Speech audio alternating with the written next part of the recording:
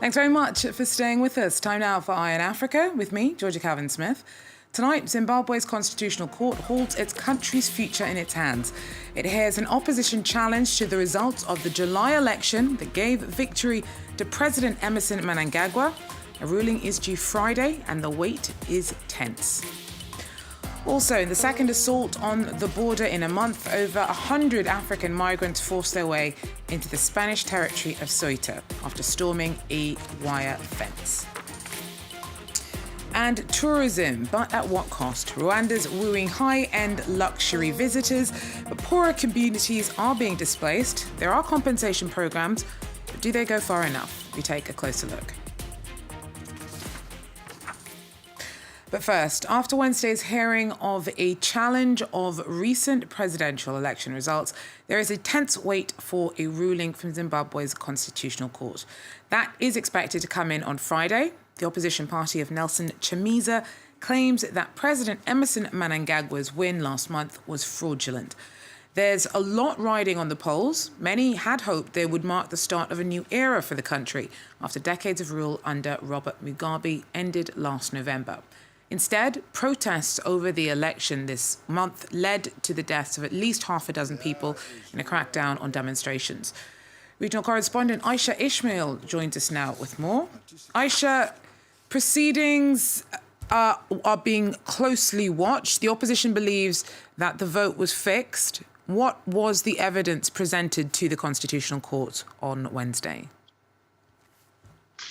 Well, the opposition leader, the NDC opposition leader, Nelson Chamisa, has always maintained that he has won the presidential elections. He then went to the Constitutional Court and today asked for the July 30 elections to be set aside.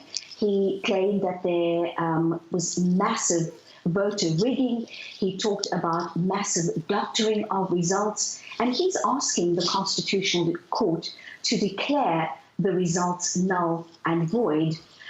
On the other hand, the ruling party, the ZANU-PF party, lawyers acting for the party, said that Nelson Chamisa failed to make out a case. They said that he did not produce any evidence of fraud. They said that he did not substantiate the allegations. And they're also saying that based on a technicality, they want the court to rule against him, saying that he had made his application late and that also that he did not serve the papers on the respondents correctly. Now, be that as it may, Nelson Chamisa maintains that the vote was rigged, and he also talked about 16 polling stations where the outcome of the results at these 16 polling stations were exactly the same. And he's questioning how can that be? But of course, these the judges in the Constitutional Court will have to weigh up the evidence produced by the opposition party and by the ruling party, and of course by the Zimbabwe Electoral Commission, and make a decision on Friday.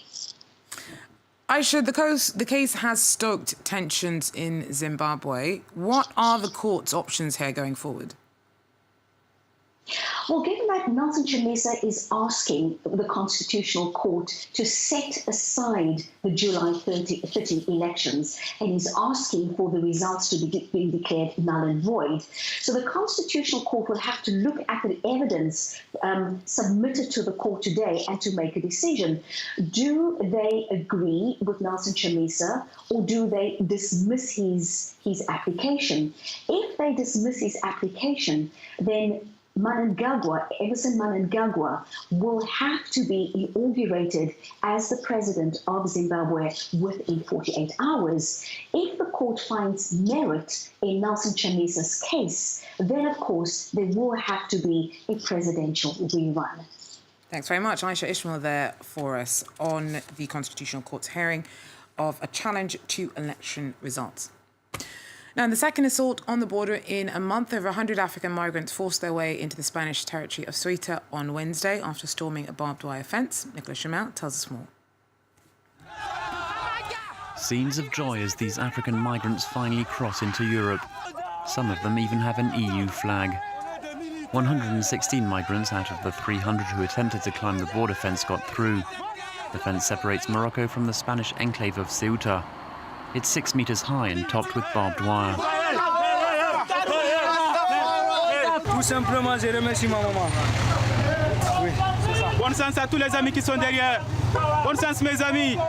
Spain said 7 police officers were likely injured. Authorities said migrants threw battery acid, blood and excrement at the security forces. Here they are seen arriving at the migrant centre in Ceuta, welcomed by those who are already there.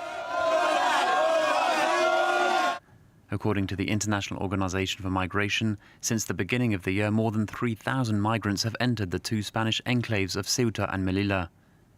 Migrants regularly try to storm the fences of the 2 enclaves, as they are the EU's only land borders with Africa. Each of them covers less than 20 square kilometers. They have 85,000 inhabitants each. Spain has controlled them since the 16th and 15th centuries. Morocco has been claiming them ever since its independence in 1956. After mounting demands from his supporters, Uganda's military has released a short video of jailed opposition leader Kyagulanyi Ssentamu. Now, the footage isn't great quality, but it does appear to show the 36-year-old, also known by a stage name Bobby Wine, smiling during a visit by the Deputy Parliamentary Speaker. Now, the government's come under mounting pressure to release Wine and has denied that he's been tortured. He was arrested on the 13th, along with 4 other lawmakers critical of President Yoweri Museveni. He's expected to appear in a military court on Thursday. Ssentamu's detention sparked days of fierce riots. Hundreds of people attended a special mass to pray for him on Wednesday, and his wife says that he urgently needs medical attention. My husband isn't where he should be right now. He isn't supposed to be locked up. He's supposed to be in hospital. Now, Rwanda is hoping to attract more high-end tourists by expanding its national parks. The move could come at the detriment of poorer citizens, though. In response, the government has launched an exchange program for areas that generate the most tourism revenue. 10% of profits must be reinvested to communities that are being negatively impacted by expansion efforts. Our correspondents report. For Esperance, fetching water from her own water tank is a fitting symbol of her new life. She grew up in the forest of Rwanda's Volcanoes National Park. My parents went to get honey in the hills over there.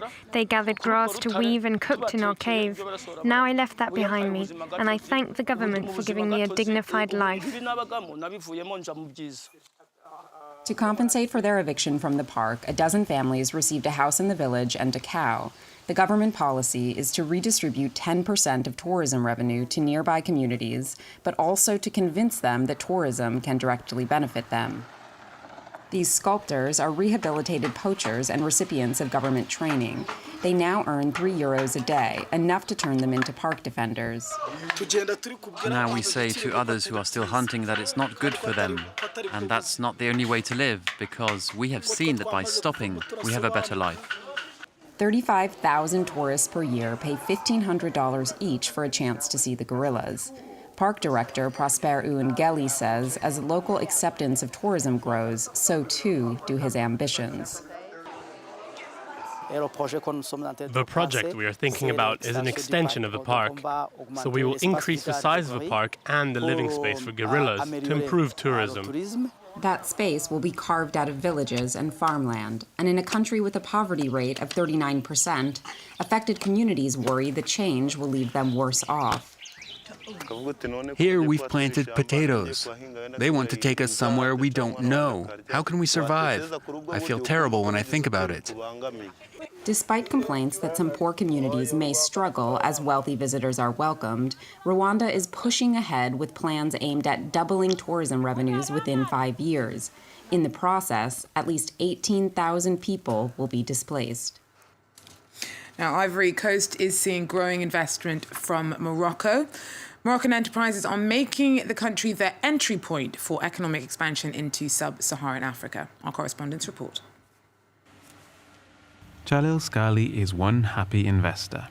The launch of the first branch of his company outside Morocco has been a success. When it came to choosing a location for investment, Ivory Coast seemed obvious. The macroeconomic indicators were of great interest to us, and from a cultural point of view, were very close to Ivory Coast. After taking around 30% of market share in 2 years, Dolidol is already a major player in bedding. The factory is running at full capacity.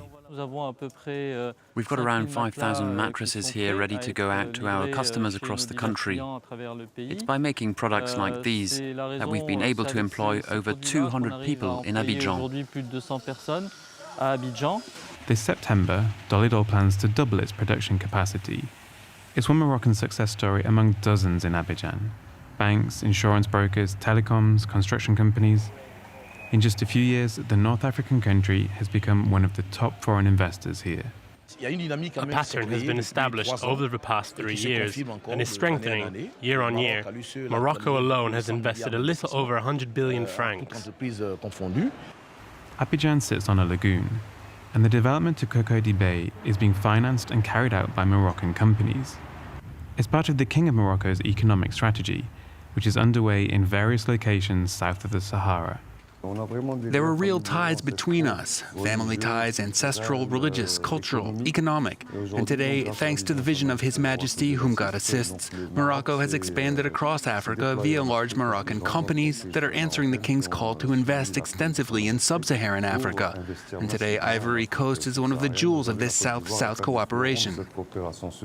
This kind of economic diplomacy could lead to something of a virtuous circle for Morocco, because Ivory Coast has been instrumental in helping Morocco rejoin the African Union after an absence of 32 years. Now Ivory Coast could help again, this time with entry into ECOWAS, the Economic Community of West African States, which is a tariff-free trading bloc. Entry into this would be a huge boost for Moroccan business. Well, that's it for Eye on Africa for now. Thanks very much for joining us, and do so again if you can. Take care.